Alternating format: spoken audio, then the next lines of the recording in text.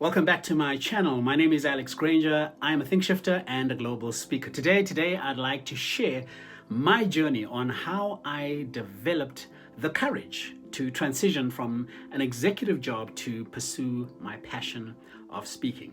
It was 2012. And by that time, I was clear that I wanted to become a professional speaker. But man, the fear paralyzed me. I kept thinking, what if this? And what if that? And what if this? In December of that year, I was invited to a speaker's boot camp in the Midlands of KwaZulu-Natal. I traveled with a young lady called Vangile Makwakwa, who is a coach, and she gave me a 15-minute coaching session that instantly changed the game for me. I mean, apart from the many things she said, the defining statement was a quote by Ralph Marston that says, "What's holding you back is the thought that something is holding you back." And boom! Just like that, there was a seismic shift in my brain, and the courage to pursue the dream was ignited. Courage. Courage is often spoken of in the context of fear, and rightfully so, because we often need courage to overcome some of the limiting beliefs that fear places in our minds. But I believe that we have to match our aspirations with an equal dose of perspiration. In order to do that, it means you and I must erase our fears with a larger measure of courage.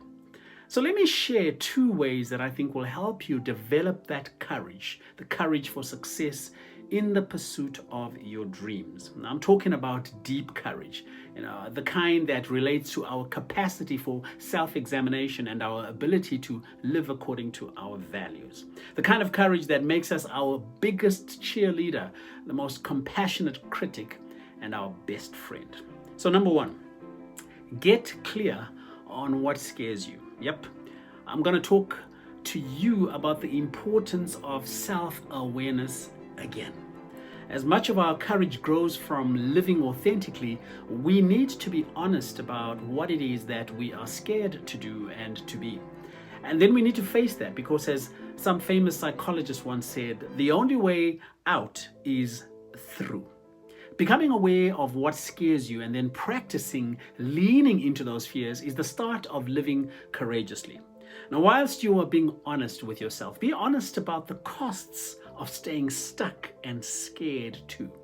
The very act of acknowledging how unhappy and frustrated we are is a courage all of its own. Number two, Aristotle said excellence comes about as a result of habit. We become just by doing just acts. Temperate by doing temperate acts. Brave by doing brave acts. Courage is a muscle. Think about it. You wouldn't go on a week-long silent meditation having never spent more than half a day in solitude.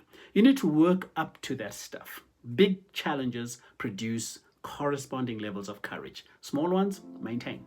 The specific exercises you should take are in part dictated by what scares you.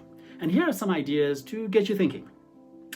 If planning makes you nervous, plan something in advance and stick with it. If spontaneity makes you scared, do something spontaneous. If you're in a relationship, make a commitment, especially if it scares you.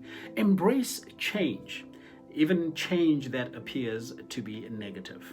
There are tons of ways you can cultivate bravery and courage in your life. Just making a concerted effort to do so gets you on better terms with yourself. You'll feel the buzz of achievement, and your bravery and courage threshold will inch so much higher. I hope this has been helpful to you. And so until next time, remember to think, shift, and become.